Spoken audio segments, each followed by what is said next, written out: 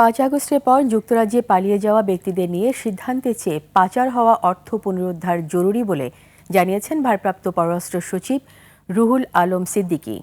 আদালতের নির্দেশনা ছাড়া তাদের বিরুদ্ধে ব্যবস্থা নেওয়া সম্ভব না বলেও জানান তিনি। বিস্তারিত আকবর হোসেন সুমনের রিপোর্টে। এখন যে কোনো ব্র্যান্ডের পুরাতন এসি বদলে নতুন ওয়ালটন এসিতে উপভোগ করুন 25% ছাড়। কিংস চার্লস হারমোনি অ্যাওয়ার্ড নিতে 10 থেকে 13 জুন যুক্তরাজ্য সফরে যাবেন প্রধান উপদেষ্টা মোহাম্মদ ইউনূস।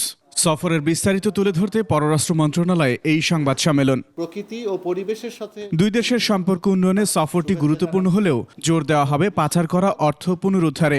এ বিষয়ে যুক্তরাজ্যের সাহায্য চাওয়া হবে বলে জানান ভারপ্রাপ্ত সচিব। আমরা আসলে যে সমস্ত দেশে বাংলাদেশি অর্থ পাচার করা হয়েছে সব দেশের সাথেই MLAT যেটা মানে ট্রিটি আর কি, এবং ওই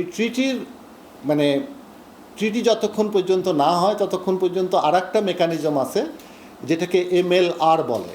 তো আমরা এই সবগুলো দেশের সাথে একই সাথে MLAT এবং MLR নিয়ে কাজ করছি। যুক্তরাজ্যে পালিয়ে যাওয়া ব্যক্তিদের বিষয়ে কি সিদ্ধান্ত হবে কিংবা সফরকালে ওই দেশের সরকারের সাথে আলোচনা হবে কিনা তা জানতে চাইলে ভারপ্রাপ্ত পররাষ্ট্র সচিব জানান, এই ইস্যুর চাইতে পাচার করা অর্থ পুনরুদ্ধার জরুরি। আমাদের এই মুহূর্তে আসলে প্রধান বিষয়টি হচ্ছে পাচার হয়ে যাওয়া অর্থ উদ্ধার বা পুনরুদ্ধার। আমরা ব্যক্তির বিষয়ে যত না বেশি পদক্ষেপ নিয়েছি বা নিচ্ছি তার চেয়ে বেশি আমাদের পাচার হয়ে যাওয়া অর্থ উদ্ধার করাটাই বেশি জরুরি আমরা মনে করছি।